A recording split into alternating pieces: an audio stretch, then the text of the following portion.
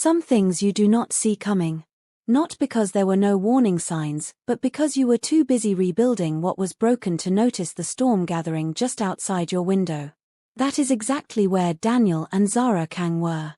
6 weeks after she came back. 6 weeks after the letter. 6 weeks after 4 hours at the kitchen counter that had quietly changed everything between them. They were not fixed. Nobody who has been as guarded as Daniel and as quietly wounded as Zara simply fixes overnight. But they were trying. And in a marriage like theirs, in a world like his, trying was the most honest and the most dangerous thing either of them had ever done. Because the world Daniel moved through does not reward softness. It punishes it. And someone, somewhere, had been watching them get softer. Waiting for the right moment. And on a Thursday afternoon in October, that moment arrived. They reached for the one thing that could bring Daniel Kang completely to his knees. His 8-year-old son, Eli. Before we go any further, drop a comment right now and tell us where in the world you are watching from. We genuinely love knowing who is in this community. And if you are new here, click that subscribe button so you never miss any of our upcoming stories. Now let us talk about Eli. Because to understand what his disappearance meant, not just as a power move, but to Daniel and Zara as two people who had only just started finding each other, you need to know who this little boy was inside this family. Elijah Kang was 8 years old. Small for his age, with Daniel's quiet watchfulness and Zara's enormous dark eyes and a laugh that seemed to come from somewhere neither of his parents could fully explain. He loved comic books, knock-knock jokes, and a specific brand of banana chips Zara ordered online and kept in a jar on the third shelf of the kitchen pantry right where he could reach.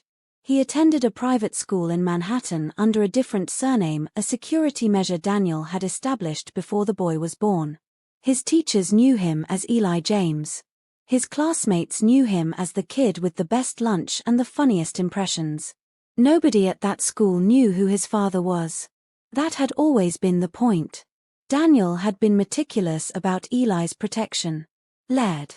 Thorough. Quiet. He had believed, with the particular confidence of a man whose systems had never failed, that his son was untouchable. He had been wrong. On that Thursday, Eli had been walking the 12 steps between his school's front entrance and the black SUV that collected him every day at precisely 3:15. 12 steps. A distance Daniel had personally measured. A route that had never varied. There were 2 men assigned to that pickup every single day without exception. Both were found unconscious in a parking structure 2 blocks away. The SUV was gone. Eli was gone with it. Daniel's phone rang at 3:47. He was in his office. He answered with his usual calm. That calm lasted 4 seconds. Then he stood up, walked to the window, and stayed there without speaking for a very long time. Ray, who had been in the room when the call came in, said later that in 20 years of working beside Daniel Kang, that was the only moment he had ever seen the man look genuinely afraid. The ransom demand came 2 hours later. A number so large it was almost an insult, not because Daniel could not pay it, but because the people sending it knew he could. This was not about money. It was a message. The group behind it was called the Vance Syndicate, a mid-tier East Coast operation that had been quietly expanding into Daniel's territories, testing edges, waiting for a moment of weakness. And Daniel, who had spent 6 weeks being softer and more present than he had ever been in his life, had read to them as exactly that. Weak. Distracted. Available. They had miscalculated. But Eli did not know that yet. And neither did Zara. Zara found out the way she found out most things, not because Daniel told her first, but because she walked into a room and read the body language of every person in it before a single word was spoken.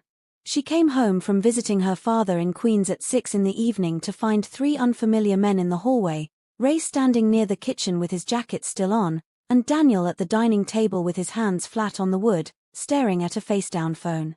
She stopped in the doorway. She looked at Daniel.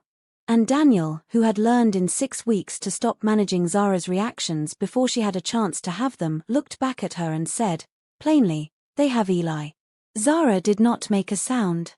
She crossed the room, sat down across from him, and said, "Tell me everything." And he did.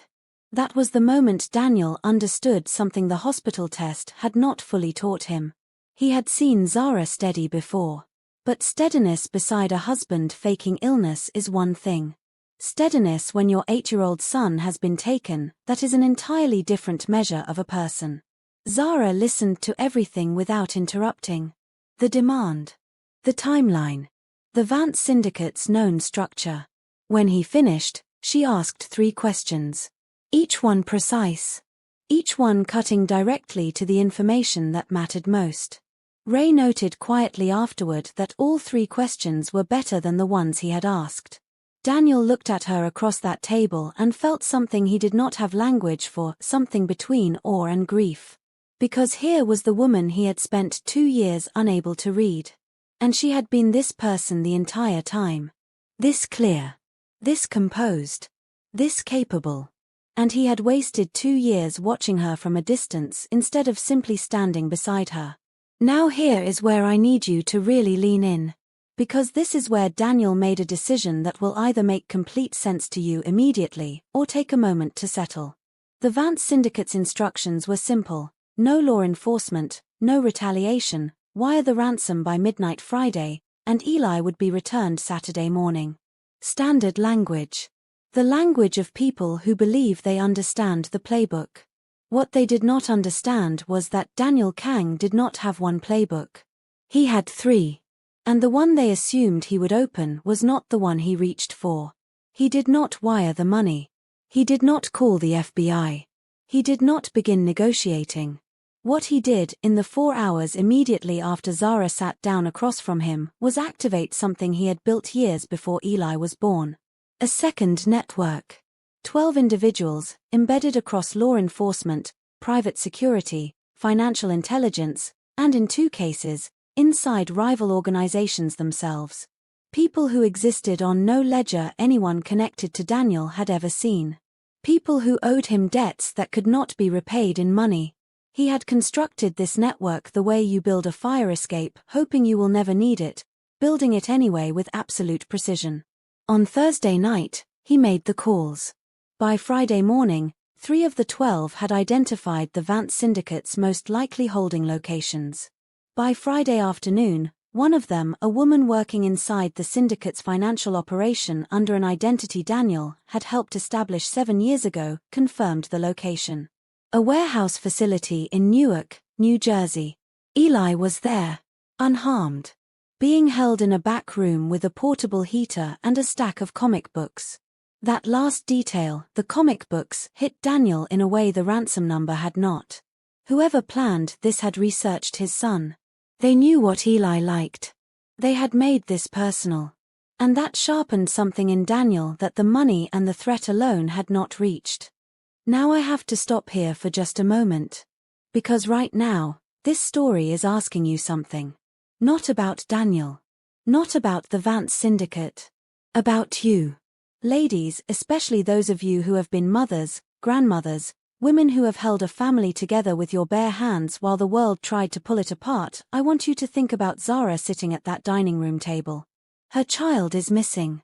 Her husband, a man she chose to give a second chance to just 6 weeks ago, is telling her the truth for once in their marriage. And she does not fall apart. She does not scream. She sits up straight and she asks the right questions. Have you ever been that woman?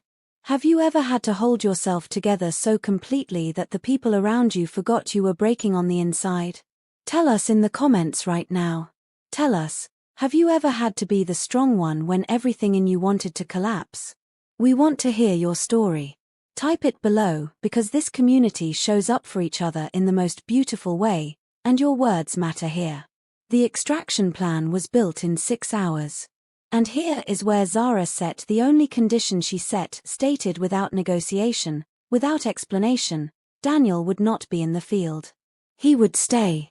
She did not argue it. She simply said it. And Daniel, who had never once in his adult life allowed another person to set terms on a decision affecting his operations, looked at her and said, "All right." Not because she had made a case, but because in the silence after she said it, he understood what she was actually saying. She was not protecting him. She was thinking about Eli's future. If something went wrong at that warehouse, Eli was going to need at least one parent who had not walked into the line of fire. She was already 10 steps ahead of him. And he knew it. He hated it. And he said all right. Ray led the team. 4 men from the second network, moving on the Newark warehouse at 2:17 on Friday night. The Vance syndicate had 8 people on site. They were not expecting a team that knew the building layout, had identified every entry point, and had cut external communications 45 minutes before anyone inside registered that something was wrong. The operation took 11 minutes. No shots fired. One broken arm, belonging to the man outside Eli's door who reached for something after Ray told him not to. When the door opened and Ray walked in, Eli looked up from his comic book, a worn copy of something with a character in a red suit, and said, with the devastating composure of a child who is entirely his mother's son, "I knew somebody was coming." Zara was standing in the lobby of their building when the car arrived. She had been standing there for 40 minutes. Daniel had offered twice to sit with her. She had declined both times, not to push him away, but because some people can only hold themselves together in private. When the lobby doors opened and Ray walked in with Eli beside him, Zara crossed the marble floor in 4 steps and put both arms around her son. Ray found something very important to study on the ceiling. Eli, his face pressed into his mother's neck, said with the muffled dignity of an 8-year-old who was embarrassed by his own relief, "Mom, I'm okay." She said nothing. She just held him tighter. Daniel stood at the far edge of the lobby. He crossed the floor and put his hand on the back of Eli's head, the careful way you touch something you are terrified of losing. Eli, without turning around, reached back and grabbed 2 of Daniel's fingers and held them. And Daniel stood there in his own lobby, holding 2 of his fingers in his son's grip, and could not remember the last time anything had felt this simple or this enormous. Later, much later, after Eli had eaten the banana chips Zara produced from her bag as if she had known she would need them, after he had fallen asleep in his own bed with the boneless, total sleep of a child who has been frightened and is now safe, Daniel and Zara sat at the kitchen counter. Not across from each other. Side by side. That was one of the things that had quietly shifted in 6 weeks. They sat beside each other now, facing the same direction. Zara was holding her tea. Daniel was holding nothing. After a while he said, "I built that second network before he was born. Before you. Before any of this." She was quiet for a moment. Then, "I know." He looked at her. "You knew." She looked at her tea. The gaps between what Ray knows and what you know are not always the same gaps. He was silent. Then, quietly, "I'm sorry it took this long to stop treating that as a threat." She turned her cup in her hands. Then she said, "He is going to need more than security protocols and shadow networks, Daniel. I know. He needs his parents to be present. Together. I know that too." She held his gaze. "Then we should figure out how to do that." It was not a declaration of love. It was not forgiveness in a bow. It was something more durable than either, a decision, made together, at 2 in the morning, to keep building something real. The Vance syndicate received Daniel's response 48 hours after Eli was home. Not a war. Something quieter and more permanent. 3 of their primary financial channels were frozen through regulatory filings by institutions with no visible connection to Daniel. 2 senior lieutenants received anonymous packages, not threats, just specific information about decisions they had made that their own leadership was unaware of. The man who had authorized Eli's kidnapping found, over the following month, that every legitimate business interest he held became very, very difficult to maintain. Daniel put his name on none of it. He never did. Because the most effective response is not the loudest one. It is the one your enemy can feel but cannot trace. And the Vance syndicate felt it. Every single day. But here is what they never understood.